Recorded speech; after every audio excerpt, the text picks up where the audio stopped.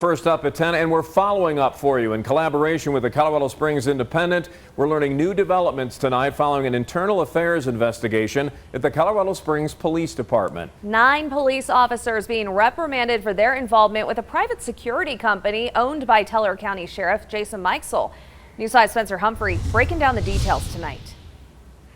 Well, that company is called I0 LLC, and the internal affairs report says those 9 officers violated department policy by working for the company, and now they're facing the consequences. According to the documents, the officers worked for the company while off duty, but continued to use CSPD-issued equipment, phones, and even weapons. The investigation also found the officers did private investigative work for I0. They mounted a camera that would record someone's home without their knowledge, and then tracking people, putting vehicle trackers on people's cars. But with that came a problem. These officers, to varying degrees, violated policies. CSPD confirming those policies require officers to do things like get permission before working for an outside group. There's a policy that if CSPD officers undertake private investigation work,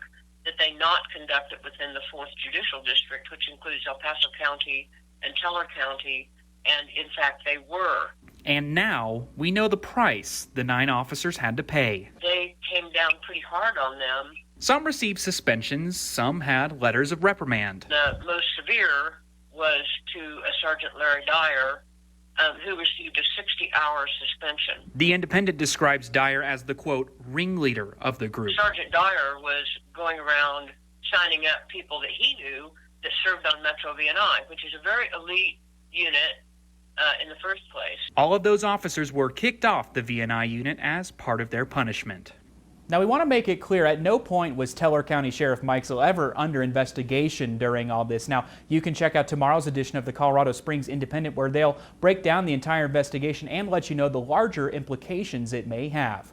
Always watching out for you, Southern Colorado. Spencer Humphrey, News 5. Spencer, thanks. We should report that previously 2 deputies with the El Paso County Sheriff's Office also reprimanded for their role in this. Now, in response to the findings, Springs Police Chief Vince Niskey issued the following statement to News 5 tonight, saying in part that while he's disappointed in his employees involved in the investigation, he believes once they're disciplined, the department can't keep punishing them and they should be able to go back to work.